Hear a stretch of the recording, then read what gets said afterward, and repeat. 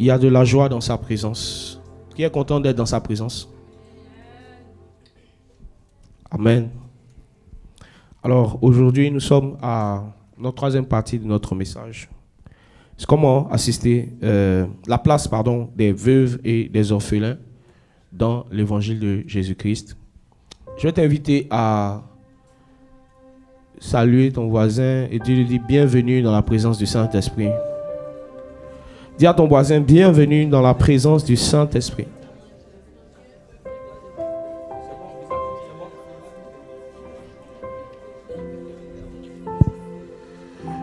Alors, ça fait déjà 3 dimanches que nous sommes en train de partager sur ce thème.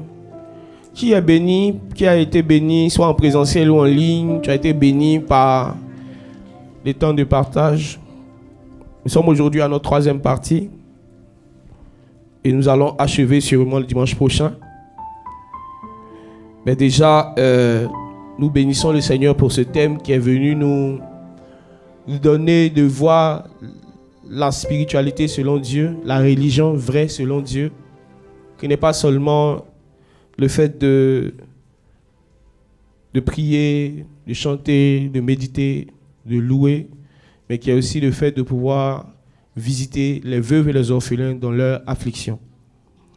Et je veux qu'on lise notre passage de base qui nous a éclairé depuis le début de ce thème sur la véritable religion. Nous sommes ensemble dans le livre de Jacques, chapitre 1, verset 27.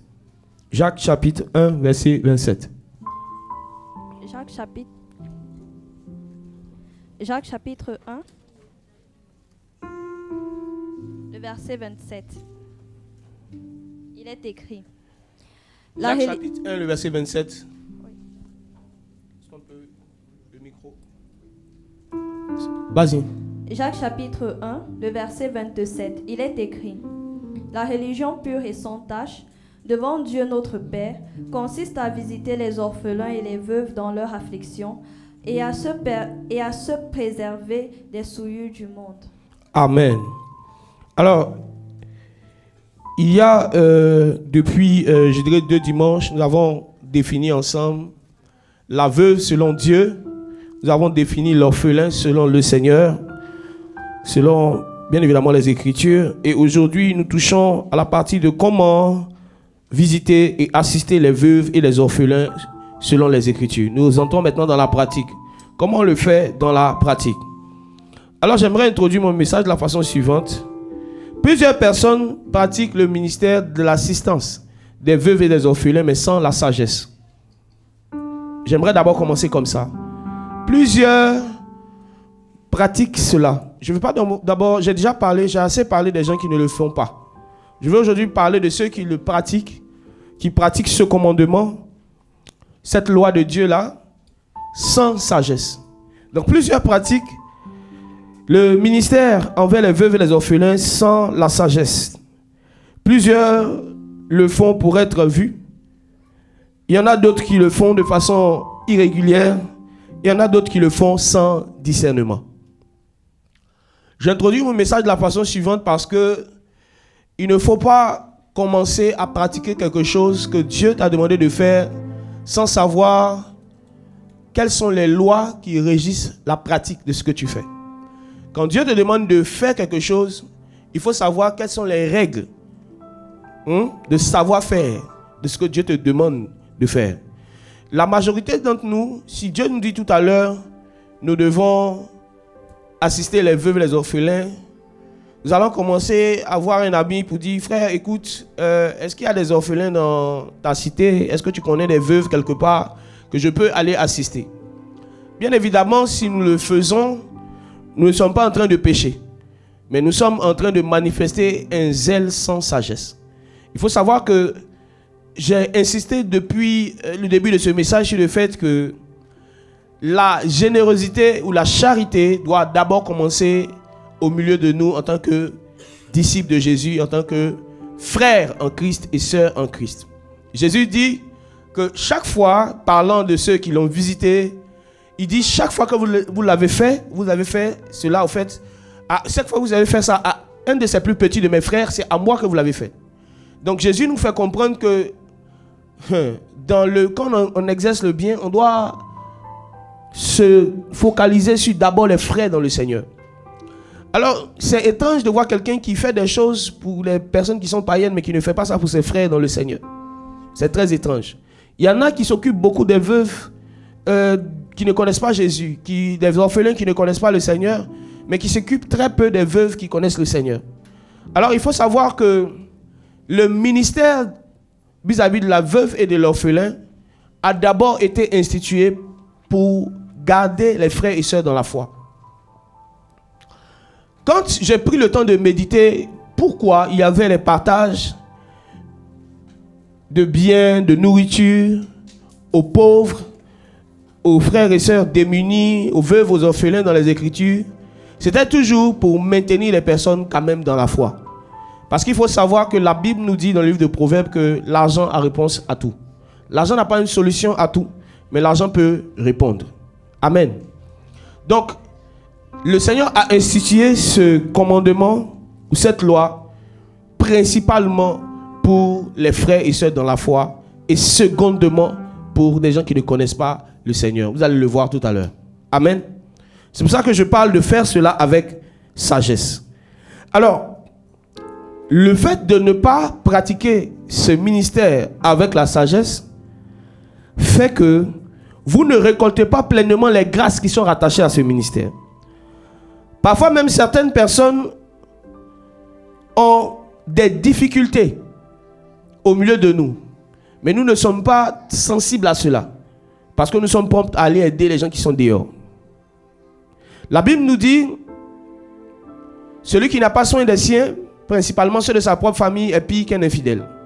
C'est vrai que ce passage a été donné pour parler de la famille. Hein, la petite famille, le père, la mère, les enfants. Mais ce passage nous révèle une sagesse.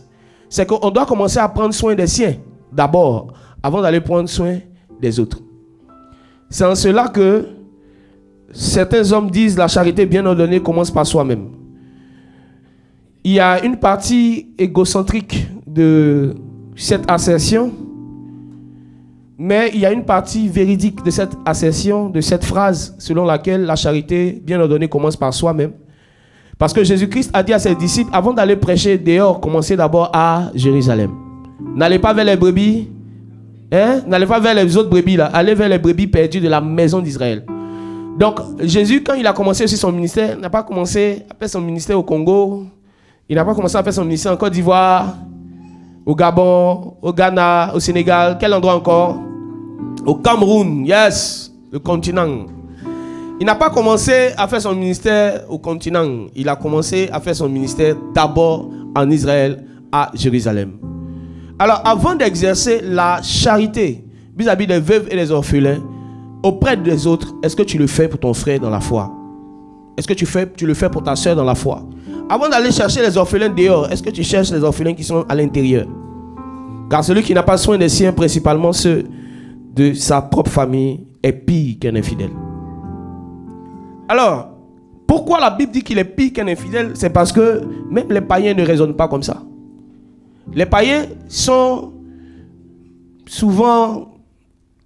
ils font montre de sagesse par rapport à certains chrétiens. Vous voyez les païens, les bons païens, parce qu'il y a des païens qui sont très mauvais. Les païens qui ont un peu de bon sens, si ils sont dans une famille de frères et sœurs et que un réussit à aller, prenons la France, il va tout faire pour que ses frères puissent le rejoindre en France, pour que la famille soit forte. Vous voyez? Mais il peut y arriver, ce n'est pas tous les chrétiens. Un chrétien, dans une famille aussi, Dieu lui fait grâce, il arrive en France. Dès qu'il arrive en France, il va entendre un message. Ta mère est dans la sorcellerie, ton frère est dans la sorcellerie, ton grand frère est dans la sorcellerie, ton aîné est dans la sorcellerie. Et lui seul, il reste en France. Il n'envoie rien parce qu'on dit s'il envoie l'argent, ils vont l'envoûter. Donc ça appauvrit la famille. Mais le païen, il le fait. C'est pas qu'il n'y a pas de sorcellerie dans sa famille. C'est parce qu'il a compris qu'il faut commencer d'abord par s'entraider les uns avec les autres. Et Dieu l'aide. je vais dire à quelqu'un quelque chose ici. Je fais une parenthèse. Parce que pendant que je suis en train de parler, le Saint-Esprit a ouvert mon intelligence sur quelque chose. Il y a certains ici, vous avez déjà entendu, qui ici a déjà entendu que des histoires selon lesquelles il y a quelqu'un qui a donné l'argent à une dame, un monsieur au carrefour, la personne a envoûté l'argent, la personne est devenue pauvre, ou la personne a eu la même maladie que l'autre. On est nombreux ici. On est nombreux ici. Alors si on était quelque part, j'allais dire, put your hands up. Put your hands up. Ah, vous comprenez pas? Bon, levez les mains en l'air. Alors, on a sûrement tous entendu cela. Mais je vous assure que c'est faux. Je vous assure que c'est pas vrai. C'est quoi la vérité? La vérité, c'est pas ce que tu as vécu. La vérité, c'est ce que la parole de Dieu nous dit. Je vous assure. Le Seigneur nous a demandé de faire l'aumône. Vous allez voir que dans les Écritures, la majorité des gens qui marchaient avec Dieu faisaient l'aumône. Dieu même a institué une loi au temps de l'ancienne alliance avec Moïse qui avait pour but de soutenir les étrangers, les orphelins, la veuve. Et les étrangers n'étaient pas juifs. On est d'accord? Ils n'étaient pas juifs, les étrangers. Ils n'adoraient pas le Dieu d'Israël. Ils adoraient certainement d'autres dieux. Mais Dieu avait institué une forme de dîme que les juifs devaient donner à l'étranger, aux pauvres, à l'orphelin et la veuve. Si Dieu a poussé ses enfants par un de ses commandements à aider les gens qui adorent d'autres dieux, et pour autant ils n'ont pas été maudits, au contraire, ils ont été bénis. Jusqu'à présent, Israël est béni. Donc ça veut dire que cette phrase-là, ce raisonnement est faux. Vous n'avez pas encore compris.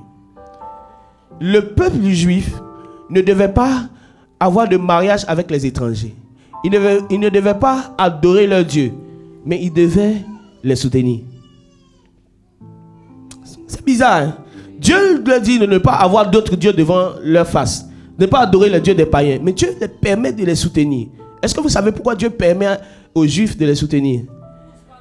Parce qu'il y a plus de bonheur, ah my God, à donner qu'à recevoir. Il y a plus de bonheur à donner qu'à recevoir. Donc si c'est en donnant que tu perds ton bonheur, la parole de Dieu est fausse. En réalité, donner même à un pauvre, c'est prendre le bonheur. Il dit les païens là, n'adorez pas leur Dieu. Les païens là, ne vous mariez pas avec eux, mais donnez-leur. Pourquoi? Celui qui donne est toujours au-dessus de celui qui reçoit. Toujours. Donc, quand tu donnes aux pauvres ou bien aux mendiants dans la rue, tu es au-dessus de lui. C'est parce que tu es au-dessus de lui que tu lui donnes. Tu es encore plus béni. Et l'argent que tu lui donnes là, en fait, en termes de bonheur, le bonheur que tu lui donnes est inférieur au bonheur que toi tu vas recevoir. Oh my God. Yes. Donc n'aie pas peur. Il y a plus de bonheur à faire quoi? À donner. Mais pourquoi on te dit que quand les gens donnent, le malheur leur arrive? Dis à ton voisin, c'est d'oeil, c'est d'oeil. Je pense que ici, souvent je me transforme en professeur de latin. Je vais vous expliquer. Puis là, tu comprends un peu. D'oeil, ça veut dire quoi? Ça veut dire quoi? C'est un mensonge. Elle est très instruite. Vous voyez? Il y a un latin ivoirien qui dit c'est d'oeil. En fait, quand on dit c'est d'oeil, ça veut dire que c'est un mensonge. Mais quand on dit c'est d'oeil, ça veut dire que le mensonge est fort. Non, le i même de son dit c'est d'oeil. Tu vois, le mensonge est fort. C'est une amplification, une exagération dans le mensonge. Donc, ce n'est pas vrai. Mais il peut arriver que quelqu'un vive ça juste parce que ce que tu crains, c'est ce qui va t'arriver. Si tu as peur du mendiant, il va apparaître dans ton songe. La peur est un portail de possibilités démoniaques. Quand quelqu'un commence à avoir peur, il ouvre la porte au diable pour travailler dans sa vie. La Bible dit que ce que tu crains, c'est ce qui va t'arriver. Si tu as peur de finir pauvre.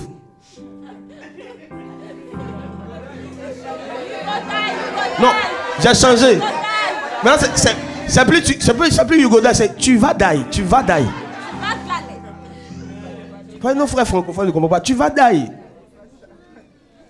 Je dis, qui a peur de devenir pauvre ici? Regarde les gens maintenant. On a peur d'être riche. Mais alors, ce que tu crées va t'arriver au nom de Jésus.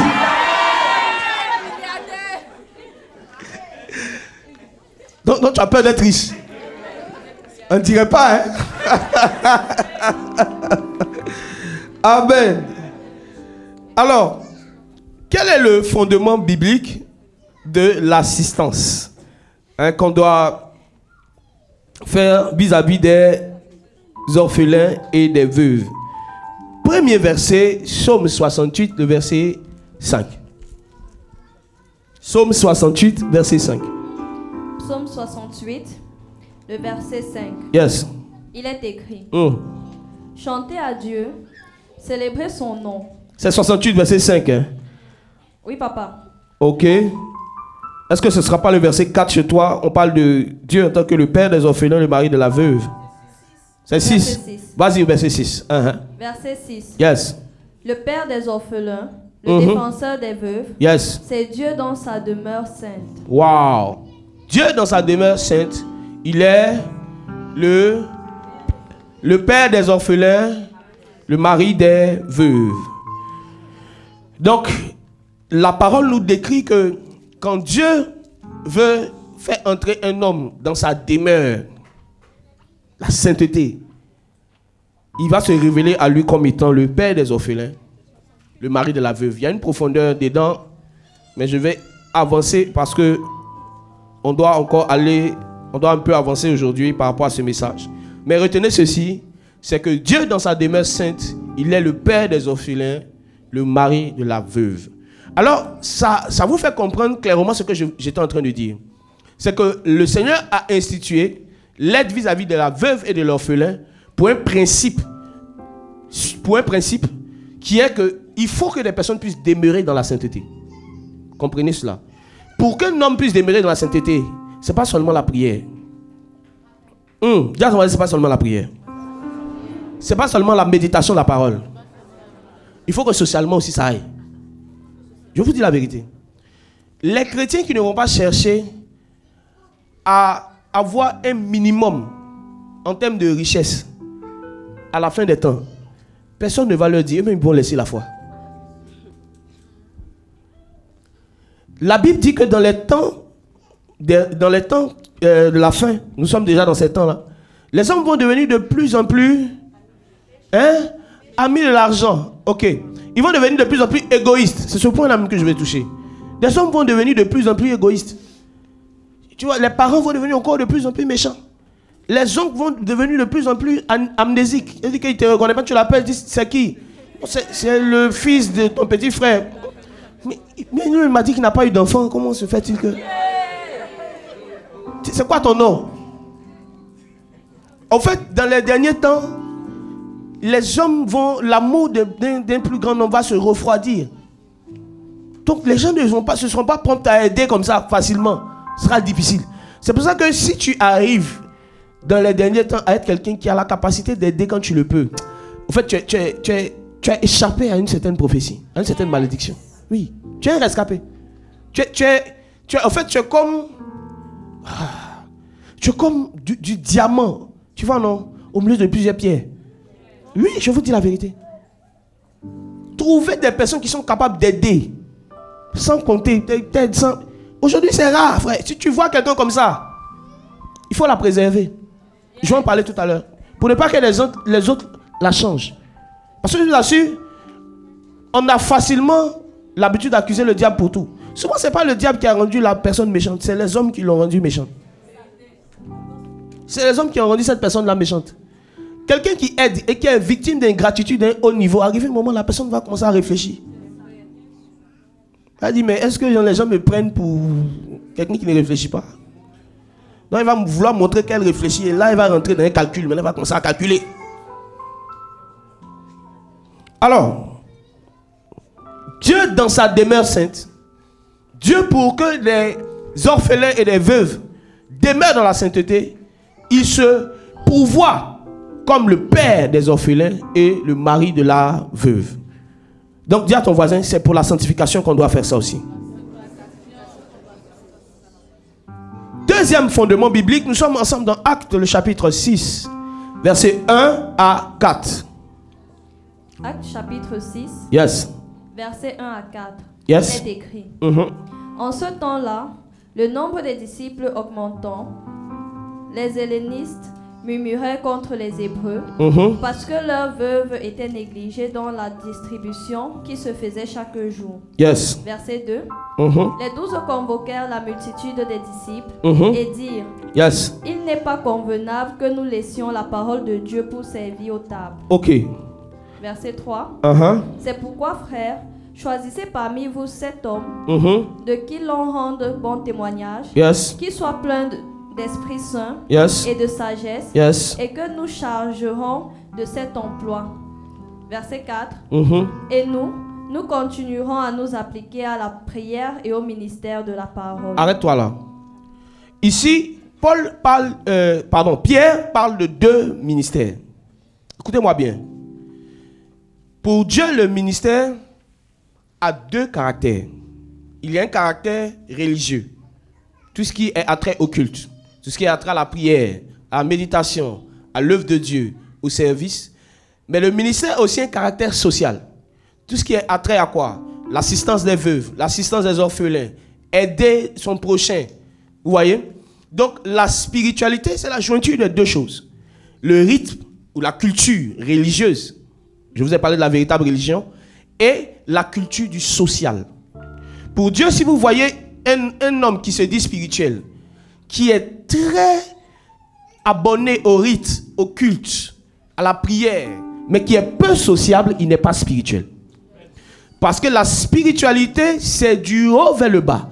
Je reçois de Dieu, le haut, le ciel, et je fais quoi? J'installe le règne de Dieu sur la terre, les hommes. Donc c'est du haut vers le bas. Le culte, le rite, la prière, la louange, l'adoration, c'est dans le but de nous donner la force, la sagesse pour pouvoir communiquer cela à nos semblables. Je ne sais pas si vous comprenez. Donc la spiritualité, c'est quoi? C'est une connexion avec Dieu. Tu vois? Et c'est aussi une connexion avec les réalités des hommes. Si tu n'es que connecté au ciel et que le règne du ciel ne vient pas sur la terre, tu n'es pas spirituel. Dieu te donne de la sagesse pour que tu puisses l'appliquer sur la terre. Dieu te donne de l'amour pour que tu puisses distribuer l'amour sur la terre. Dieu te donne de l'humilité pour que tu puisses, au fait, inculquer l'humilité aux gens qui sont autour de toi. Donc si ta spiritualité ne transforme pas ton environnement, c'est une spiritualité vaine. Je peux vous dire un mystère. Avance, Padre. Être spirituel et être très peu sociable, c'est être charnel en réalité. Le fait de se définir comme quelqu'un d'introverti. Moi, j'aime pas trop me mélanger. Moi, j'aime beaucoup rester dans mon coin. Parce que j'ai été trop blessé dans ma vie. J'ai trop fait confiance. J'ai trop fait confiance. Les hommes ne sont pas bons. Alors je préfère rester célibataire. Je m'appelle la sœur Pauline. S'il y a eu Paul, je suis Pauline. Pauline. Tu vas die, hein? Tu vas die. Le fait d'être très peu sociable, c'est être charnel. Je vous dis la vérité. Il y a des gens qui sont tellement spirituels. Ils sont devenus tellement spirituels. Tu vois, non? Ils sont toujours à Dieu. Tu vois, chaque fois que tu... Frère, allons manger au McDo. Ah, je suis en jeûne. Frère Thomas. Frère Thomas. Frère, on a une sortie de football avec les frères en Christ. Non, le Saint-Esprit m'a dit que toutes ces choses, c'est la chair. On a compris, frère Thomas. Quand tu vas prêcher là, les gens ne vont pas t'écouter. Ils ne vont pas écouter ce que tu dis. Parce que tu n'es pas sociable. Toi, tu es le Élie de ta génération, frère. Tu es sur la montagne, quand tu descends, tu donnes la prophétie, tu remontes. Arrête ça. Même Jésus-Christ partait manger avec ses disciples. Jésus mangeait tellement avec ses disciples et avec les autres que les gens disent, mais ce gars-là, c'est un mangeur, c'est un buveur. Jean au moins, il jeûnait beaucoup. Il était dans le désert. Le Fils de l'homme est venu, on dit, il mange, il va se sacher. Il mange. Il passe du temps avec les païens et puis il leur parle de la parole. Il leur prêche l'évangile. Mais toi, tu es là, tu es tellement spirituel.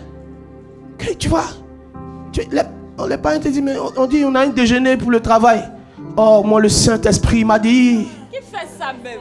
Qui fait ça? C'est qui? Je dis, l'Esprit, il t'a dit, comment tu vas gagner les païens? Si tu veux rester sur ta montagne là, comment tu vas gagner les païens? Même Moïse, après avoir eu cette rencontre avec le Seigneur, pendant ces 40 jours, il a eu la table. Le Seigneur a fini de dire, Moïse, tu as eu la table des commandements, les lois là. Descends maintenant. Tu as trop duré. Descends. C'est ça la spiritualité. Je reçois de Dieu sur la montagne et je descends pour communiquer le règne de Dieu sur la terre. C'est pour ça que la parole nous dit que ta volonté soit faite. Tu vois, la manière dont elle est faite au ciel, elle doit se faire aussi sur la terre. C'est ça la spiritualité. Si ta spiritualité ne peut pas impacter ton environnement, elle est vaine. Tu dis que tu es converti, que tu as grandi dans ta spiritualité. Et puis autour de toi là, les païens là meurent seulement. Tes amis païens là, tes amis que tu aimes. Tes amis païens, ils meurent seulement sans Jésus. Et puis tu dis, oui, moi je suis spirituel. Pour toi seul, tu es spirituel pour toi seul. Mais bien aimé, ne soyez pas dans une spiritualité charnelle. Hier j'ai parlé un peu des désirs, des désirs spirituels de la chair. Mon père avait fait un message, l'évangile Jacques avait fait un message comme ça. Souvent ta chair peut avoir des désirs qui ont une apparence de spiritualité, mais les motivations sont très charnelles. Les intentions sont très charnelles. Je me souviens, dans le temps, on avait un frère. Chaque fois qu'on vient voir le frère, souvent il nous invite chez lui pour partager la parole, passer du temps ensemble. Chaque fois qu'on vient, lui il est en jeûne. Il nous reçoit. Il paye notre atchiqué. L'atchiqué c'est un plat antique.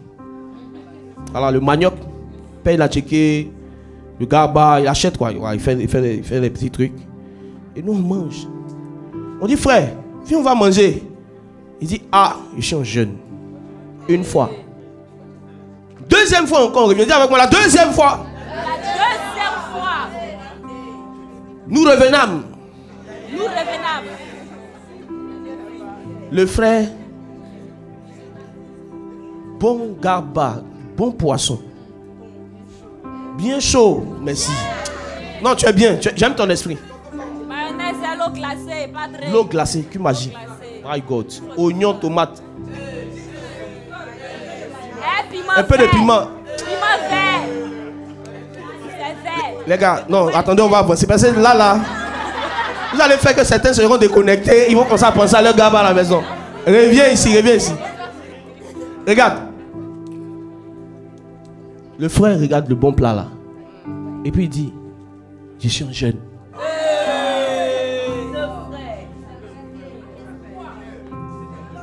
L'évangéliste Jacques, mon padre, il dit, frère, j'ai remarqué que la plupart du temps qu'on vient ici là,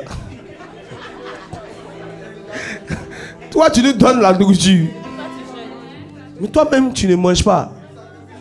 Tu as mis quoi dans la nourriture là? Qu'est-ce Ou bien tu veux dire que nous on est là, nous on n'a pas de vie de jeunes.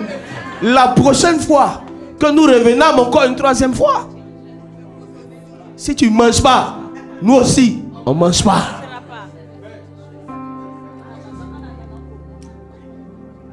Bon, ce jour, les autres n'ont pas vu. Mais moi, je l'ai vu sortir avec une assiette bien lavée, bien propre. Je savais qu'il prenait une partie, il partait manger dans sa chambre. Tu vois? Tu vois ta vie? C'est qui? Je vous dis la vérité. Les hommes spirituels ne font pas... Tu vois, non? Ils ne font pas des choses pour que tu saches qu'ils sont spirituels. C'est leur nature. Yes. Ils sont naturellement spirituels. Ça veut dire que la personne est en train de rire avec toi. Mais quand il commence à chanter un chant, tu sens, tu dis, hey, mais attends, t'es dans le rire là. Hey. Les hommes spirituels, au fait, ils ne font pas exprès d'être spirituels. C'est leur nature. Ils peuvent rire, ils peuvent sourire, ils peuvent taquiner. Mais hey, attention, ils sont spirituels. Jésus marche avec ses disciples. Il marche avec eux.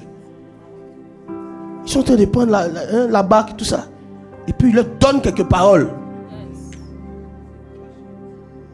Jésus va, il est en train de manger avec Zachée. Dans la convivialité, il donne une parole. Quand tu es spirituel, tu ne prétends pas. Tu ne prétends pas. Ta vie même témoigne de ta spiritualité. Oui, il y a une atmosphère que tu dégages. Derrière tout est rire. Quand tu essaies d'aller un peu de l'autre côté, on voit que la personne la rit, mais attention. Être spirituel, c'est pas serrer son visage. Il y a un savant ivoirien, un sachant ivoirien qui dit que l'onction n'est pas dans les paquites. Je vous dis la vérité, les frères et sœurs. Ce père-ci a raison. Il y a des gens, quand tu les vois, on dit prophète Azouzé. Je dis le gars, c'est-à-dire qu'il est là. Prophète Azouzé. Tu vois sur la fiche, viens prendre ton miracle. C'est-à-dire il est là. Prophète Azouzé. Mais que si le monsieur n'a pas fait comme ça, regardez comme ça, tu ne vas pas savoir que l'affaire est sérieuse. Tiens ton voisin, descends un peu sur la terre. Descends un peu. Dis à ton voisin, le Seigneur a dit que ton règne vienne. Hey, sur la terre. Être spirituel, mes frères et sœurs, c'est partager l'amour autour de vous. C'est aimer vos frères et sœurs. C'est leur montrer le caractère de Christ. C'est au fait, ça leur montrer que on est sur la terre, mais on n'est pas de la terre. Oh, vous êtes dans ce monde, mais vous n'êtes pas du monde. On voit votre caractère, on voit votre vie, on dit oui, cette sœur, elle a l'habitude de rire avec nous, elle étudie avec nous. Mais sur certains points, elle est différente. C'est ce qui va faire que les gens vont t'écouter quand tu vas évangéliser. Souvent, il y a des gens ici là. Vous avez du mal à inviter les gens à l'église. Parce que vous êtes très... J'ai dit que chaque fois que le voisin vient vous saluer là, oh, le Seigneur m'a dit de ne pas saluer les gens aujourd'hui. Hey! Qui fait ça? Spirit man. Spirit woman. Tu vas die, il faut rester dedans. Tu vas die. C'est mauvais. Ah, en tout cas, c'est pas bon. C'est pas bon même. Alors, de façon pratique, comment assister la veuve et l'orphelin? Est-ce que vous êtes prêts pour ça? Avance le vieux. On avance, hein? On avance. Super. J'aime ton esprit. Regardez. La première assistance que tu dois donner à une veuve et à un orphelin, ce n'est pas l'argent. C'est une assistance spirituelle. Le diable aime la solitude. Les démons aiment la solitude. Il y a plusieurs personnes qui se sont retrouvées à être initiées dans la sorcellerie à cause de la solitude. La solitude donne des pensées bizarres. C'est pour cela que lorsque tu es fâché, t'assois dans le noir pour dire tu vas réfléchir, fais attention. Arrivé un moment, tes idées vont devenir noires. Il y a quelque chose que vous devez comprendre. Quand quelqu'un a perdu un être cher, quand un enfant a perdu son père, une femme a perdu son mari, elle n'a pas besoin d'abord d'argent. Parce que l'argent ne peut pas remplacer la présence d'une personne. Il n'y a que le Saint-Esprit qui peut surpasser la présence d'un homme. Yes. Il n'y a que le Saint-Esprit qui peut surpasser l'absence d'un homme. Donc la personne a besoin d'abord de quoi? D'une assistance spirituelle et émotionnelle. Yes. Mes frères et sœurs, donner de l'argent à un orphelin, donner de l'argent à une veuve, c'est soulager cette personne, mais en partie. Ah, mes frères et sœurs, la joie que donne l'argent est momentanée. Mais la joie de la présence de quelqu'un est continue. L'amour fraternel, Padre. L'argent est éphémère. Yes. L'argent, c'est éphémère. Quand ça finit, quand tu as fini de regarder, vous n'avez pas remarqué que il y a un monsieur qui a dit quelque chose. Explique. Tu sors avec 1000 dirhams, 200. Quand tu rentres, vous n'avez pas remarqué, hein? 20 dirhams dans ta main, tu dis, oh. Tu dis, mais en fait, tu regardes, c'est pas toi qui as la main percée, l'esprit de main percée. C'est pas ça. L'argent. Tu dis que tu peux avoir 1000 dirhams, tu sors juste un week-end. Tu vois, je vais juste prendre ta glace quelque part à la corniche. Quand tu reviens, tu vois que tu as 20 dirhams, tu dis, mais où sont passés? Tu vois? Où sont passés les 800, c'est comme les mathématiciens? Les 980. Tu vois, Jésus laisse les 99 pour aller prendre la seule brebis. Toi, c'est les 980 que tu cesses. L'argent, en fait, c'est éphémère. L'argent peut gérer un problème. Mais tu auras toujours besoin d'argent. Qui ici n'a pas besoin d'argent? Lève-toi, on va t'applaudir. On a tous besoin d'argent. Amen. Donc, l'argent est limité. L'argent est limité, je vous assure. Le soutien matériel que vous donnez aux veuves, aux orphelins, c'est limité. C'est pour ça que je vous donne un conseil. Si tu as des indispositions qui t'empêchent de pouvoir aller physiquement, aller soutenir les veuves et les orphelins, si tu as des indispositions, je comprends. Mais si tu es disponible, ce genre d'action, c'est encore plus vivant quand tu vas toi-même. Je vous assure. Parce que tu apportes plus que l'argent, tu apportes ta présence. Et ta présence a plus de valeur que l'argent. Souvent même tu peux ne rien avoir. Mais ton ami te dit, accompagne-moi, va. Il ne faut pas te dire non, comme je n'ai rien à donner, va. Regarde, peut-être qu'il y a une parole que tu vas sortir là, qui va guérir la personne de cette blessure émotionnelle. Souvent aller assister, ne cherchez pas forcément à avoir beaucoup. Ayez cette habitude d'aller les voir, les saluer, les encourager. Parce qu'ils ont besoin de cela. Le premier soutien que tu donnes, c'est un soutien spirituel et émotionnel. Et ce soutien émotionnel est dans le but d'aider la veuve et l'orphelin contre des maladies graves qui surviennent après la perte d'un être cher. Parmi ces maladies, la dépression, l'amertume, la haine, la vengeance. Certains orphelins, après avoir perdu leurs parents, après avoir perdu leur mère, leur père, quand ils ont vu comment la famille les a dépouillés de leur héritage, ils ont une seule chose à la tête. Malgré l'argent que tu leur donnes, il faut qu'ils se vengent. Et la blessure est là encore plus profonde. Pourquoi? Parce qu'avec le goût amer de la disparition de leurs parents, il y a le goût amer de l'injustice. L'injustice. Plusieurs parents sont au fait, quand ils vont, ils ne sécurisent pas les biens de leurs enfants. Souvent, l'enfant même en veut aux parents qui ont pris leur héritage, mais ils en veulent souvent même à leurs parents décédés, qui n'ont pas préparé l'héritage avant de partir. C'est vrai, Padre. Donc, vous voyez de telles personnes, donnez-leur l'argent, c'est bon. Ça va aider par rapport à leurs dépenses, mais ça ne peut pas aider par rapport à leurs dépenses émotionnelles. Les charges émotionnelles qu'ils ont. Ils saignent de l'intérieur. Donc quand Dieu t'envoie vers un orphelin, quand Dieu t'envoie vers une veuve, ce n'est pas d'abord pour donner ton argent. C'est pour que tu puisses d'abord écouter cette personne-là. Comment on guérit ce genre de personnes-là? c'est pas l'écoute. Ils ont plus à vous dire que vous n'avez à leur dire. Quand vous partez vers des démunis, des orphelins, ne vous pressez pas rapidement à dire, bon, on va prendre Matthieu dans Matthieu. Non. Fais parler la personne. Cherche à écouter la personne. Tu vas voir qu'il y a un mal plus profond. Il y a un mal plus profond. Derrière le besoin d'argent, il y a un mal plus profond. Et si ce mal-là n'est pas guéri, l'argent ne va pas servir à lui apporter de la joie. Ça va servir à rien. C'est-à-dire que la seule chose que l'argent va faire, c'est aider un besoin ponctuel. Mais il y a un besoin qui demeure. Le besoin de la guérison intérieure. Les scientifiques nous disent que après un deuil, il y a 5 phases qu'un homme rencontre. La première phase, c'est le choc. La personne est choquée. La personne n'y croit pas.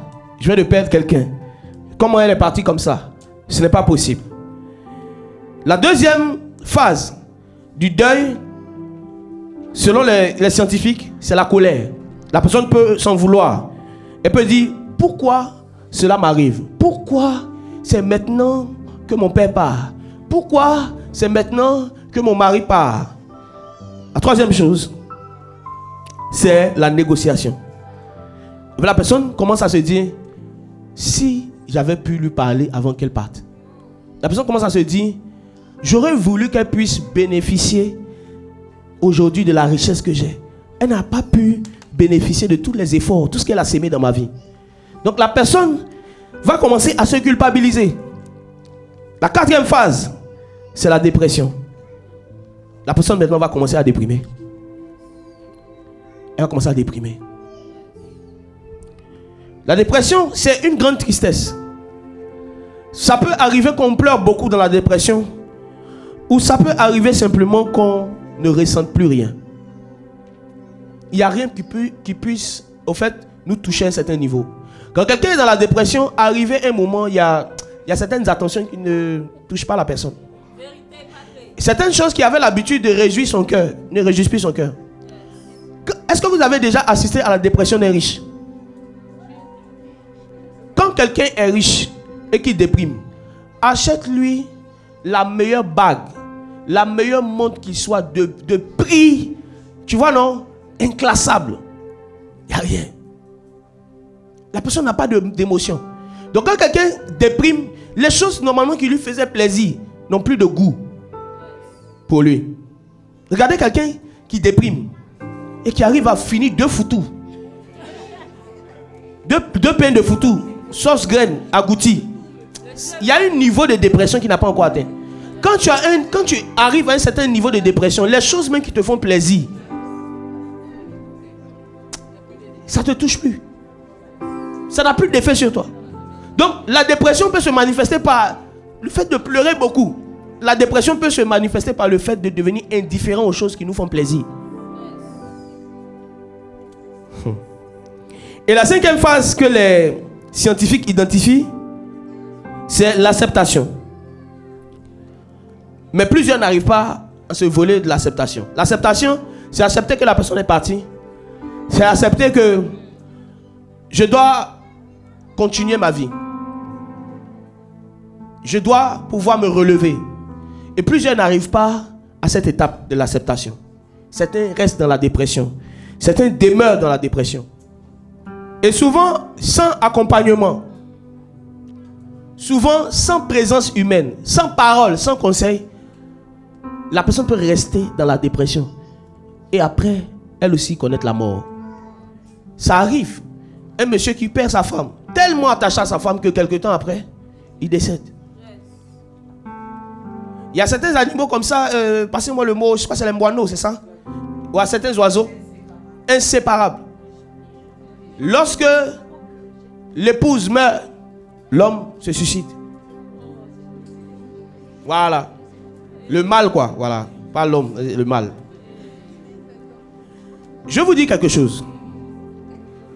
Plusieurs de vos frères, de vos amis, n'ont certainement pas pu traverser l'étape de la dépression, l'étape du choc, l'étape de la colère.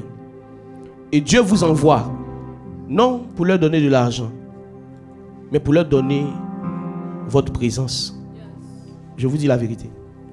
Votre présence. Je vais expliquer quand je parle de votre présence. Au fait, lorsque tu reçois l'Esprit de Dieu,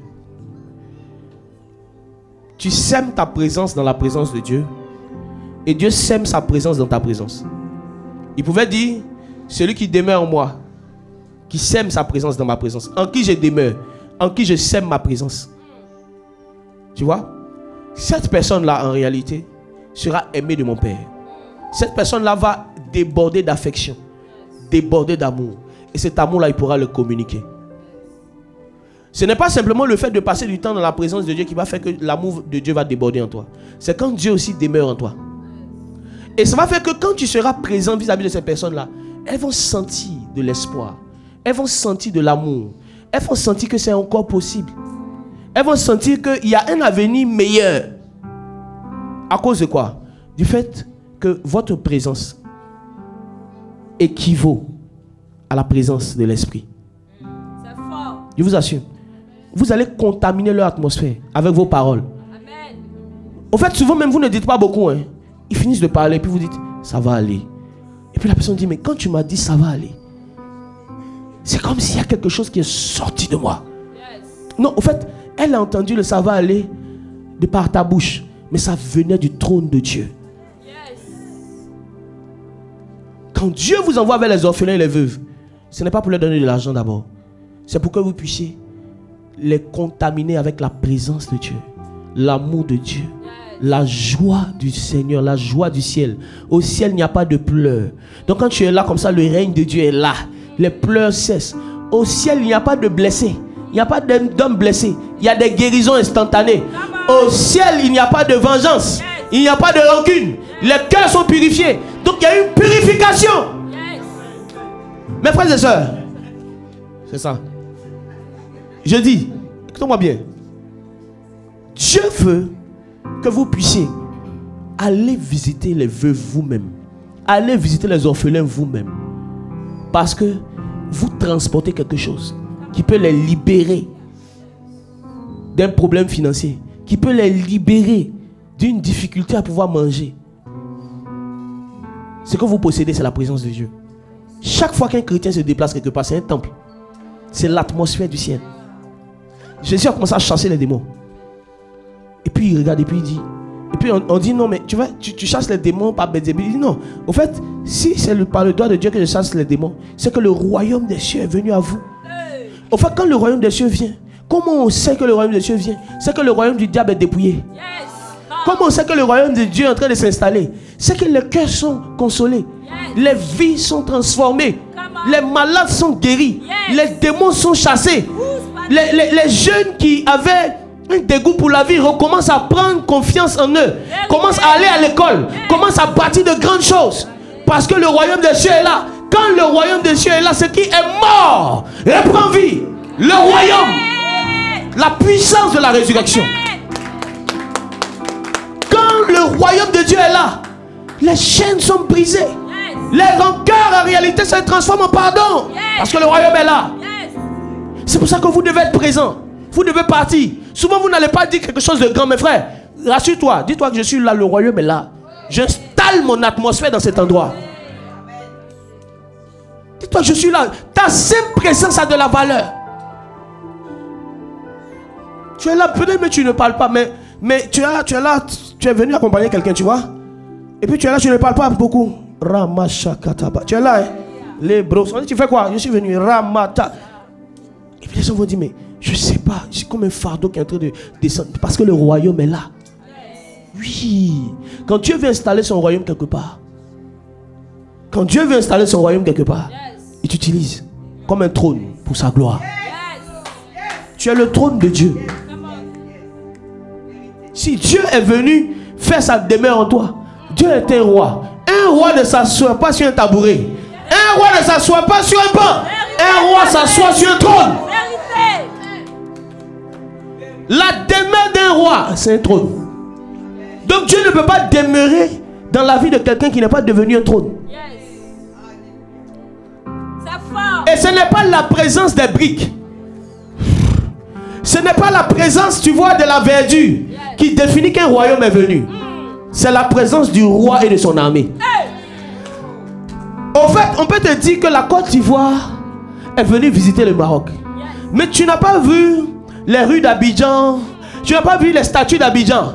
Mais parce que le président est là. Parce que son armée est là. On dit voici la Côte d'Ivoire qui est là.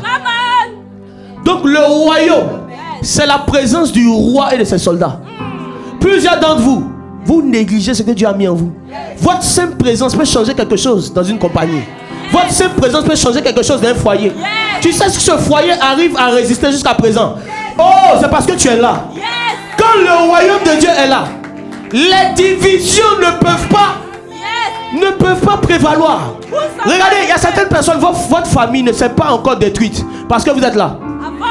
Parce que vous êtes là. Les choses ne vont pas comme elles doivent y aller, mais c'est comme s'il y a une extrême que Dieu prend toujours le soin d'empêcher d'arriver. Parce que vous êtes là. Tiens ton voisin, le royaume des cieux est là. Il est là. Mes frères et sœurs, votre présence a de la valeur. Quand vous partez visiter les orphelins, vous ne vous déplacez pas seul. Quand vous partez au supermarché, vous ne vous déplacez pas seul. Partout où vous êtes, il y a une force qui vous accompagne. Parce que le royaume des cieux est là. Les chiffres d'affaires même qu'on faisait dans cette entreprise, tu penses que c'est parce que les gens étaient trop intelligents? Parce qu'il y a le royaume. Quand le royaume est là, la pauvreté disparaît. Je vous dis la vérité. Fais comme ça. Le royaume est là.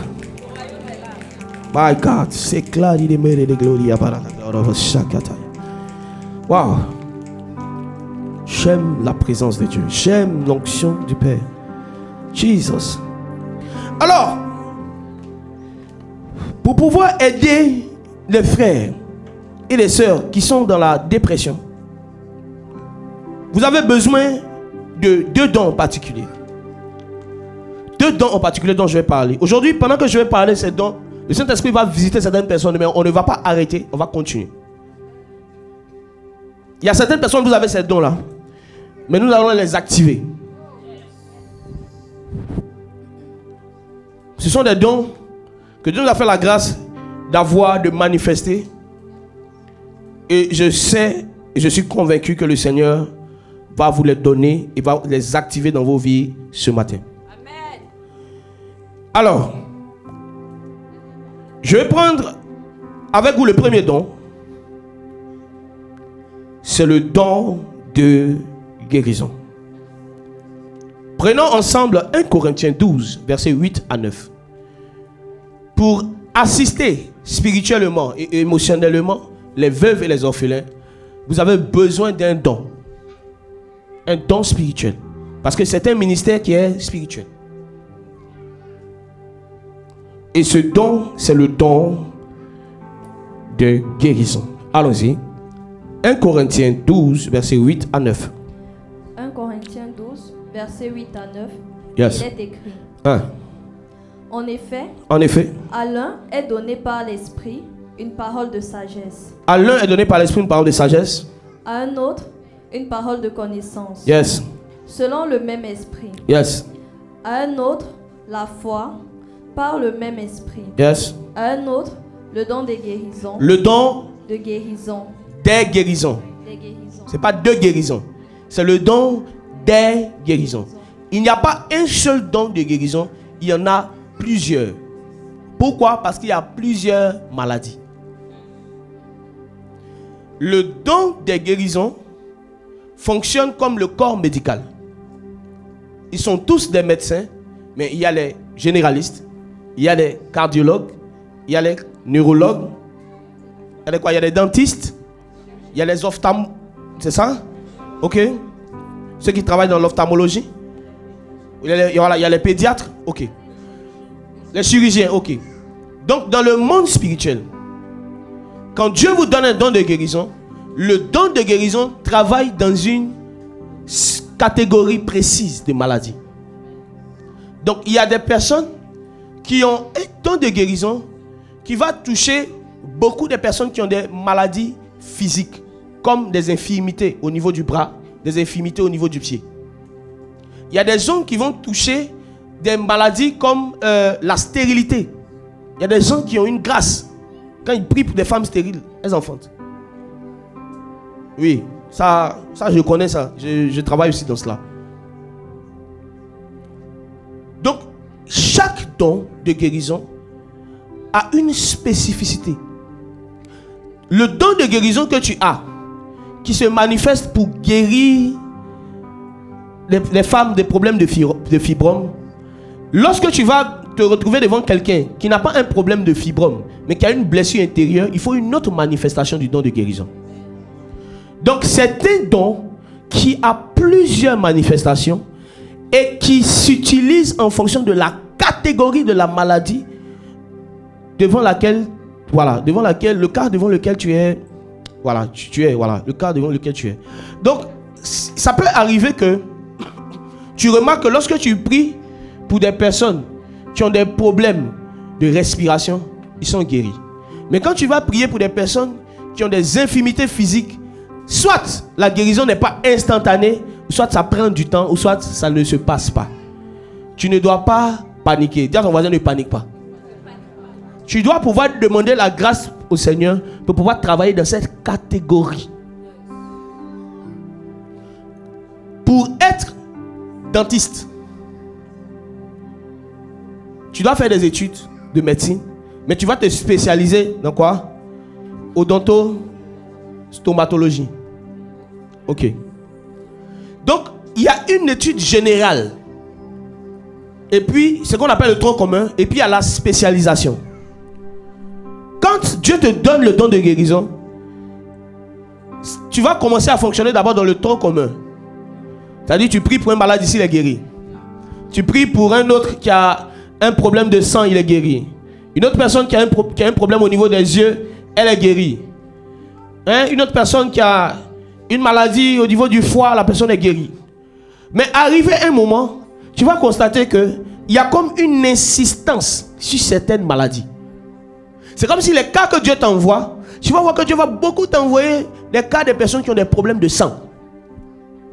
Ça veut dire que parmi tous les malades que tu guéris par la puissance de Dieu, tu as remarqué que tu étais beaucoup confronté, quand tu fais le ratio, tu étais beaucoup confronté aux gens qui ont des problèmes de sang. Donc ça veut dire que dans ce domaine-là, le Saint-Esprit t'envoie des personnes parce qu'il sait qu'il t'a donné un don de guérison qui travaille dans ce couloir. Donc c'est pour cela que quand tu vas entendre que quelque part quelqu'un a un problème de sang, la réaction que tu vas avoir à l'intérieur de toi sera différente de la réaction que tu vas avoir lorsque tu vas entendre que quelqu'un a un problème de fibrome. Il y a des personnes, la colère que vous avez vis-à-vis de certaines maladies révèle en réalité la spécificité que Dieu vous a donnée dans le don de guérison concernant cette maladie en question. Donc, quand tu es devant la veuve et l'orphelin, ce n'est pas le don de guérison des maladies physiques, mais c'est le don de guérison des maladies intérieures, parmi lesquelles les blessures intérieures, les cœurs brisés. Il y a plusieurs maladies de l'âme. J'appelle cela les maladies de l'âme. Par exemple, la peur. Il y a des gens qui ont peur pour tout. Dès qu'il y a quelque chose, il y a des gens qui ressentent des frissons à n'importe quel moment. C'est comme si un coup comme ça tu as peur. Ce sont des maladies. Ce n'est pas toujours des démons, ce sont des maladies, ce sont des traumatismes. Et il y a un don pour guérir ça. Si tu es ici, que tu es victime de ça, tu seras guéri. Oui, ça va cesser. Donc quand tu es en face de la veuve de l'orphelin, tu as besoin du don pour guérir les cœurs brisés. Luc 4, verset 18. Le maître en la matière de ce don, c'est Jésus-Christ lui-même. Luc 4, verset 18. Luc 4, Yes. verset 18, il est écrit: L'Esprit du Seigneur est sur moi, Yes. parce qu'il m'a oint Yes. pour annoncer une bonne nouvelle aux pauvres. Yes. Il m'a envoyé pour guérir ceux qui ont le cœur brisé. Le Seigneur dit quoi? L'Esprit du Seigneur est sur moi. Il m'a oint pour faire quoi? Pour guérir ceux qui ont le cœur brisé. Alors, il faut savoir quelque chose ici. C'est que la guérison n'est pas que physique, elle est aussi intérieure. Et je vais vous dire une vérité. Les guérisons intérieures sont plus difficiles que les guérisons extérieures. Même dans la science. Une hémorragie interne est plus dangereuse qu'une hémorragie externe. Alors, comment ce don-là fonctionne? Ça t'intéresse? Amen. Ce don fonctionne avec un autre don, principalement le don de guérison des cœurs, fonctionne avec un autre don qui est le don d'encourager et d'exhorter. Quand quelqu'un parle de la part de Dieu, quand quelqu'un donne un conseil, quand quelqu'un te dit juste une parole et tu reçois une consolation, il a exercé deux dons à la fois. Le don de guérison des cœurs, mais aussi le don d'exhorter. Le don d'exhortation est, si vous voulez, le bateau qui conduit le remède du don de guérison jusqu'à la blessure pour la guérir. Donc quand Dieu te donne un don de guérison des cœurs, il y a une chose que tu dois pouvoir tuer en toi, c'est la peur de parler. Parce que ce don ne se manifeste pas sans le don d'exhortation dans certains domaines. Dans certains domaines, il faut absolument que la personne soit guérie en entendant une parole qui sort. Il envoya sa parole et sa parole les guérit. Qu'est-ce qu'il a utilisé pour guérir? Sa parole. Donc le don des guérisons des cœurs est en réalité appliqué par le moyen de la main, qui est le don de l'exhortation et le don d'encouragement. Certaines personnes, vous êtes oint, mais vous ne savez pas que vous êtes oint. Vous avez l'onction, mais vous ne savez pas que vous avez l'onction. Remarquez, chaque fois que vous parlez à quelqu'un, juste quelques phrases, la personne se sent encouragée à continuer. C'est un don spirituel. Comment ce don se manifeste? Souvent tu ne sais pas, mais tu as envie d'appeler un frère juste pour prendre de ses nouvelles. Tu l'appelles. Comment tu vas? Ça fait longtemps. Tu vas bien? Le gars dit, waouh, ton appel me soulage. C'est un don de guérison. Vérité. Ce don travaille intimement avec le don d'exhortation et d'encouragement. On va voir cela. Romains 12, verset 8. Romains 12, verset 8. Romains 12, verset 8. Romains 12, le verset 8, il est écrit. Yes. Et celui qui exhorte à l'exhortation. Yes. Que celui qui donne le fasse avec libéralité. Que celui qui préside le fasse avec zèle. Relis la première phrase. Romains 12, verset 8, il est écrit. Et celui qui exhorte à l'exhortation. Ok. Donc l'apôtre Paul parle de ceux qui exhortent. C'est un don, hein, le don d'encouragement. Vous allez voir dans d'autres versions, on parle du don d'encouragement. Surtout dans la seconde 21, on parle du don d'encouragement. Est-ce que tu as la seconde 21 là-bas? Oui, papa. Oui, lis ça dans la Luce seconde 21.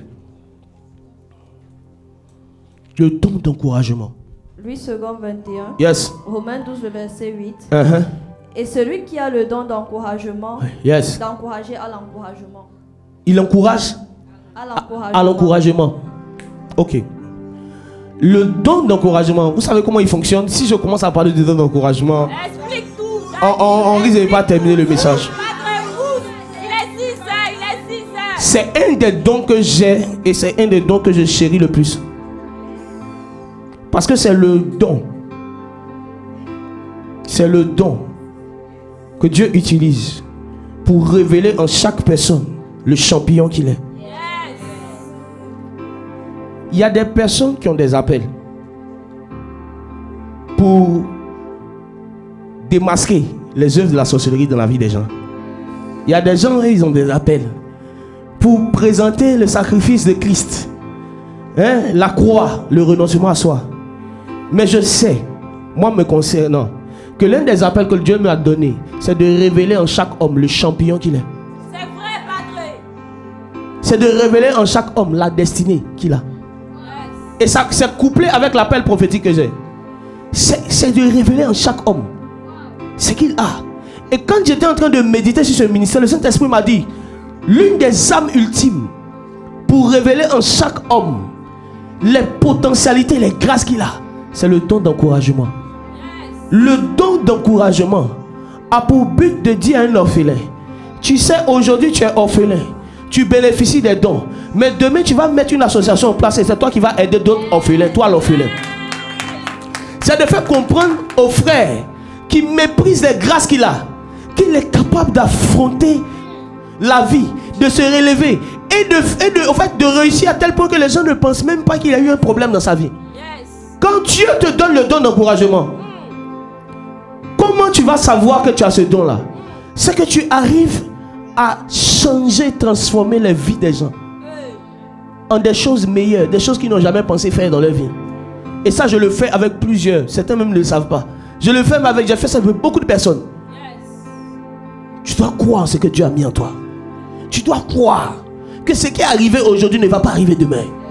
Le don d'exhortation est une manifestation de la foi en ce que Dieu a dit sur ta vie, de la foi en des prophéties que Dieu a données te concernant.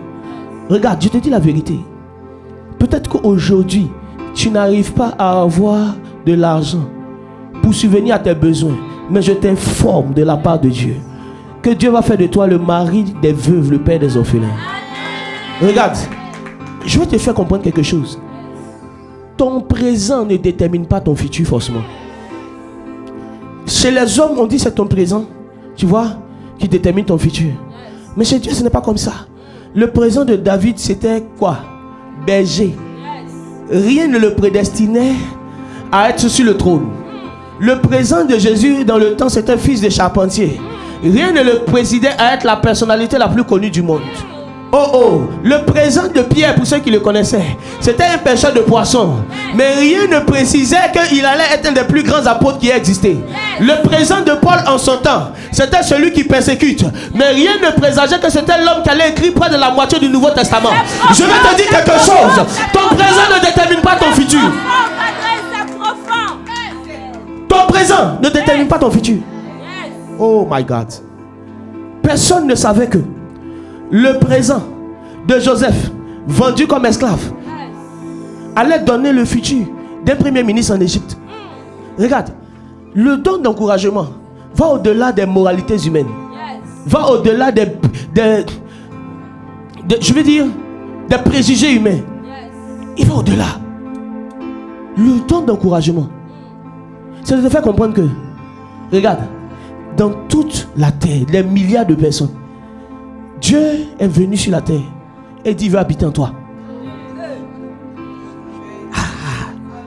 Donc, si Dieu, dans toute sa sagesse, dans des milliards de personnes, tu es la personne à qui il a choisi, il dit: il va habiter. Qu'est-ce qu'il a vu en toi? Qu'est-ce qu'il a vu en toi? Quand l'Esprit de Dieu vient dans la vie de Pierre, les autres voient en lui un pêcheur de poissons. Mais l'Esprit voit en lui un pêcheur d'âme. Les uns voient en lui un débauché. Mais Dieu voit en lui un homme qui va délivrer plusieurs personnes de l'esprit de débauche. Et c'est comme ça que celui qui était esclave de la sirène des eaux est devenu celui qui délivre les autres esclaves de la sirène des eaux. Ah! Je te dis la vérité, frère. La femme de qui on a chassé ces démons, on a bien compté ces démons. On dit, cette femme-là, on a chassé 7 démons. C'est la fameuse Marie de Magdala qui a été la première à voir Jésus-Christ lorsqu'il a ressuscité. Ton présent ne détermine pas ton futur. Ton présent en réalité. Ton présent en réalité est la partie de ton histoire qui va justifier ton témoignage. Et on pourra dire, c'est la main de Dieu. On pourra dire, c'est le doigt de Dieu. Pousse les vieux, pousse. C'est fort. On pourra dire, de Ngaoundéré au Canada. Comment c'est possible? D'un petit village Bamileke, d'un petit village togolais, d'un petit village béninois, au pays et aux nations les plus grandes, Comment c'est possible? À un poste de direction, sans avoir fait de longues études. Qui fait ça? Qui fait ça? Jésus-Christ. Ah. Qui fait ces choses? Jésus-Christ. Et quand tu décides de croire en Jésus, en fait, tu comprendras que la fiancée qui avait été délaissée par le frère le plus spirituel va devenir, en fait, après celle qui va enfanter un grand réveil. Au fait, je vais te faire comprendre quelque chose. Ton présent ne détermine pas ton futur, frère. Regarde, les autres ont peut-être pris de l'avance. Mais prendre de l'avance ne veut pas dire en réalité qu'ils sont à jour sur leur calendrier concernant leur destinée. Au fait, ils ont peut-être pris de l'avance. Pousse, Padre, pousse. Pousse, Padre. Je dis à quelqu'un ici, tu ne peux pas être une source de malédiction. Tous ceux qui entrent en contact avec toi, tous ceux qui entrent en contact avec toi, reçoivent la bénédiction. Dieu ne fait pas de toi seulement un homme qui est béni, mais Dieu fait de toi un homme qui est une source de bénédiction. Regarde les combats que tu es en train de vivre. Regarde les difficultés que tu es en train de vivre. Regarde l'abandon que tu es en train de vivre. Dieu est en train de te préparer un témoignage. Regarde tes amis qui sont en train de te laisser. Dieu est en train de te préparer un témoignage. Ne te définis pas par ton présent. Définis-toi par ce que Dieu a dit de toi. La Bible dit qu'il ne ment pas. Il n'est pas un homme pour mentir, ni le fils d'un homme pour se repentir. Jamais. Ce que sa bouche dit, sa main l'accomplit. Toujours. C'est ce message que vous devez donner aux orphelins, aux veuves. Je connais des veuves. Je connais des veuves qui se sont relevées après un décès et qui ont construit des associations qui s'occupent des veuves au travers du monde. Je connais des orphelins qui ont réussi à s'en sortir dans la vie et c'est eux qui emploient d'autres orphelins. Est-ce que la perte d'un être cher est la fin de ta vie? Est-ce que la perte d'un parent est la fin de ta vie? Jamais. Tu sais pourquoi? Tu sais pourquoi? Parce que quand Dieu veut te montrer sa main, il fait que les hommes te laissent. Pour que tu saches que derrière l'homme qui était là, il y avait la main de Dieu. Vérité. Au fait, c'était ton père qui subvenait à tes besoins. Mais tu as remarqué que depuis qu'il est parti, Dieu s'arrange pour subvenir à tes besoins. Mais tu te demandes, normalement, c'est lui qui était censé faire ça, mais il n'est plus là. Donc, c'est qu'il y avait une main derrière qui permettait à ce que lui-même il puisse subvenir à mes besoins. Au fait, souvent quand ton père disparaît, c'est parce que Dieu veut que tu voies la main qui travaillait derrière ton père. C'est parce que Dieu veut que tu voies la main qui travaille derrière ta mère. Quand un être cher t'a aimé, et aujourd'hui, malgré sa disparition, tu te sens encore aimé. Dieu a voulu aussi quelque part, après cette mort, te montrer qu'en fait ta mère t'aimait parce que ma mère était derrière toi. Mais ta mère est partie, mais ma mère n'est jamais partie. C'est fort, Padre. Le don d'encouragement. Et plusieurs ont ça ici. Le don d'encouragement, plusieurs ont ça ici. Mais qu'est-ce qui tue ce don-là? C'est l'incapacité. L'incapacité que vous avez à considérer que Dieu peut passer par vous. Accepter que Dieu peut passer par vous pour guérir quelqu'un. Dieu peut passer par vos cœurs blessés pour guérir un homme blessé. La Bible dit que c'est par ces meurtrissures, oh my God, que nous sommes guéris. C'est par les blessures de Christ que nous sommes guéris. Souvent tu penses que tu es incapable de consoler quelqu'un parce que toi-même tu pleures. Mais je vais te dire quelque chose. Si c'est par ces meurtrissures que nous sommes guéris, je vais te dire aussi que Dieu peut aussi utiliser ta blessure pour te donner une sagesse pour que tu puisses aider les autres qui passent par cette même blessure. Parce qu'on ne donne que ce qu'on a. On ne donne que ce qu'on a. Il n'y a pas de plus meilleure prédication que ton témoignage. Il n'y a pas de plus meilleure prédication que tes épreuves. Il n'y a pas de plus meilleure prédication que ton expérience. Je suis en train de parler à quelqu'un ici. Dans tous ces blocages que tu es en train de vivre, Dieu est en train de faire de toi un puissant exhortateur. Un homme qui va travailler dans le don d'encouragement. Parce qu'on ne donne que ce qu'on a. Parce qu'il y a plus de puissance dans les choses qu'on a vécues que dans les choses qu'on a entendues. Oh my God, je suis en train de te dire quelque chose. Suis ton parcours avec détail. Car ton parcours sera une arme utile.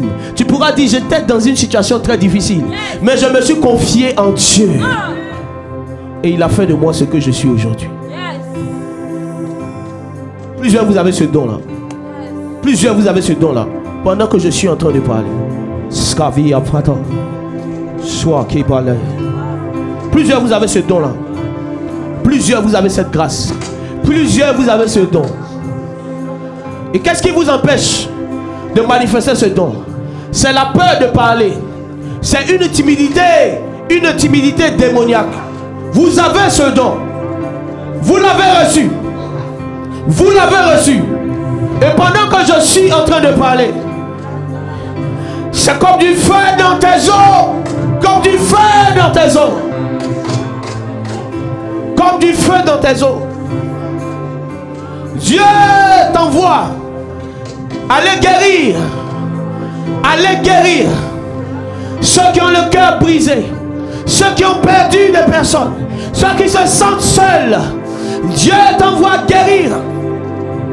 Sois qui va dire. Ça te valait. Dans désertation. Wow. Comme je le disais, certains vont recevoir l'onction directement. Il y a quelqu'un qui est en train de sentir comme une chaleur au niveau de ta langue.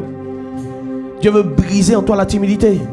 Tu as peur de parler parce que tu n'estimes pas que les gens peuvent t'écouter. Tu n'estimes pas que quelque chose de toi peut sortir pour édifier les gens.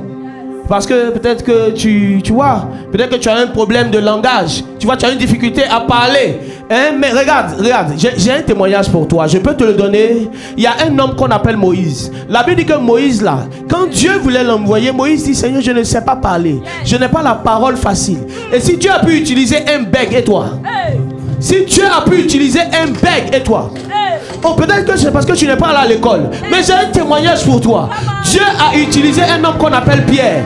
Les pharisiens vont témoigner. On dit ce sont des hommes sans instruction. Ce sont des hommes qui ne sont pas allés à l'école. Pourtant c'est eux qui nous enseignent Christ. Pourtant c'est eux qui nous communiquent l'onction.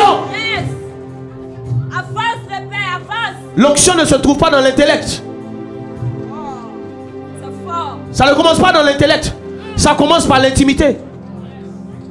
Pierre n'était pas allé à l'école des hommes, mais il était allé à l'école du Saint-Esprit. Pierre n'avait pas reçu de formation des hommes, mais il avait reçu la formation de Jésus-Christ. Il n'était pas allé loin à l'école, mais quand Jésus-Christ les a pris, des épîtres sont sortis d'eux, des livres sont sortis d'eux. Je veux t'encourager ce matin à croire que peu importe ton handicap, peu importe ton handicap, peu importe tes faiblesses, peu importe même, je dis, je vais encore aller loin. Je dis, peu importe ton genre. Non, je suis une femme. Mais Dieu a utilisé Siméon pour prophétiser sur Jésus-Christ. Mais Dieu a utilisé Anne pour enfanter la venue de Jésus-Christ. Siméon a vu le Messie et puis il est parti. Mais Anne, elle a enfanté la venue du Messie dans la prière. Elle est sortie, elle a parlé du Messie aux gens. Et on ne dit pas qu'elle est décédée. Elle est restée là. Anne, concernant la venue de Jésus-Christ, a joué un rôle majeur que Gédéon, que Siméon. Tu es une femme. Une femme ne va pas prêcher. Regarde, j'ai encore une information pour toi. Jésus-Christ de Nazareth est arrêté. Les 12 hommes fuient. Et la Bible nous dit qu'à la croix, Marie de Magdala sont là. Les hommes ont fui Jésus, mais les femmes sont restées à la croix. Les hommes ont eu peur des soldats. Les hommes ont eu peur de dire qu'ils appartiennent à Jésus. Mais les femmes sont restées là, à la croix. Ceux qui aiment le mystère. Pourquoi ce n'est pas un serviteur qui a fait régner Pierre Jésus-Christ, mais c'est une servante?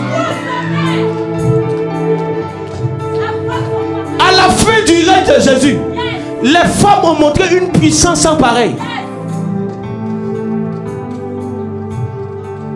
J'avance. Regarde. Les femmes sont restées là. Elles ont regardé Jésus-Christ à la croix. Ce sont les dernières personnes qui ont vu Jésus-Christ. Ces dernières personnes qui l'ont vu à la croix, c'est elles aussi qui l'ont vu à la résurrection.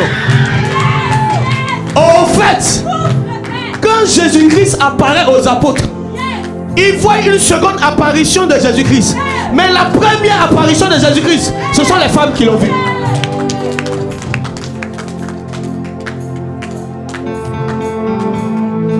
Les disciples se cachaient dans les chambres. Les disciples étaient en train de se cacher dans les chambres. Si les Romains nous attrapent, ils vont nous tuer. Mais les femmes se sont levées tôt le matin. Quand on dit tôt le matin, ils ne voient pas notre matinée. En leur temps, il faisait très sombre le matin. La Bible va dire que Jésus-Christ se levait très tôt le matin, à une heure très sombre pour prier. Ces femmes ont compris que, my God, si nous partons tôt le matin, peut-être que nous serons en train de le trouver en train de prier. Elles se lèvent tôt le matin, ne craignant ni la terreur de la nuit, oh, ni les flèches des soldats romains du jour. Elles sont parties au tombeau. Elles entrent dans le tombeau. Elles voient 2 anges. Elles n'ont que faire des anges. Elles n'ont que faire des anges. Et l'une se lève. Elle voit un ange. Où avez-vous mis mon Seigneur? Elle n'avait pas peur des soldats romains. Elle n'avait pas peur des brigands de la nuit. Et même encore moins des anges. Des femmes. Des femmes. Des femmes. C'est ces femmes qui entendent l'ange dire: mais pourquoi vous cherchez parmi les morts celui qui est vivant? Les anges ont fini de répondre à ces femmes. Mais elles ne sont pas parties d'aussitôt. Parce qu'elles n'ont pas été satisfaites par la parole des anges. Ce qu'elles cherchaient, c'était Jésus. La parole qu'elles cherchaient à entendre, c'était Jésus. Parce qu'il y a un seul qui a les paroles de la vie, c'est Jésus et pas un ange. Alors Marie de Magdala est en train de sortir du tombeau. Et elle voit une apparition. Jésus-Christ. Elle voit Jésus-Christ qu'elle confond à un jardinier. Au fait, Marie était retournée à des années-lumière. Le premier Adam était un jardinier. Le second Adam était aussi un jardinier. Elle voit Jésus qu'elle confond à un jardinier. Où avez-vous mis mon maître? Quand il commence à converser avec elle, elle s'écrie Rabbi, Rabouni. Au fait, Rabouni, c'est le cri des hommes qui viennent au fait de vivre ce qu'on appelle le déchirement du voile. Des aveugles qui commencent à voir. C'est ainsi que Bartimée, Jésus dit: qu'est-ce que tu veux que je te fasse? Rabouni, ouvre mes yeux. Les disciples étaient empêchés de reconnaître Jésus-Christ. Mais la personne qui a pu déchirer le voile pour reconnaître Jésus-Christ, c'était Marie de Magdala. Elle a confondu avec un jardinier. Il n'a pas révélé son identité. Pendant que les disciples de Marie sont confondus avec un passant, il n'a pas révélé son identité. Mais quand il s'agissait de Marie de Magdala, il a révélé son identité. Pour confirmer la parole, Dieu se révèle à ceux qui le cherchent de tout leur cœur. De tout leur cœur. Elle a vu Jésus-Christ, le jardinier, le second Adam. Et ce que je vais dire est fort. Marie de Magdala, elle a un courage surhumain. Tu vois un homme qui est glorieux, mais elle n'a pas peur. Elle veut même le toucher.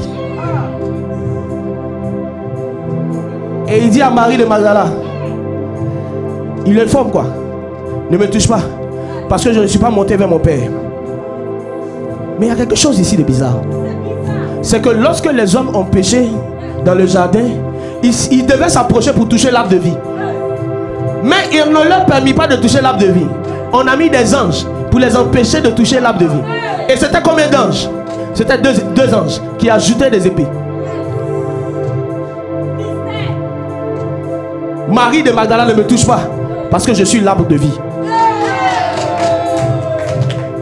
venaient d'avoir une vision de l'arbre de vie. Et ces deux anges, l'un à ses pieds et l'autre à sa tête, étaient ceux qui étaient chargés de garder l'arbre de vie. Maintenant, je vais encore en profondeur. Adam et Ève n'ont pas pu toucher l'arbre de vie parce que les anges agitaient les épées pour les empêcher de toucher l'arbre de vie. Mais Marie de Magdala est la seule qui a traversé les deux anges. Elle a traversé les deux anges. Elle a traversé les deux anges. Et la seule chose qui l'a empêché de toucher l'arbre de vie, ce n'est pas les anges, c'est l'arbre de vie lui-même. C'était des femmes extraordinaires. Ce que Adam n'avait pas réussi à faire, elles l'ont fait. Pendant que je suis en train de parler. Pendant que je suis en train de parler. Il y a des maris de Magdala, des Amazones que Dieu veut réveiller maintenant.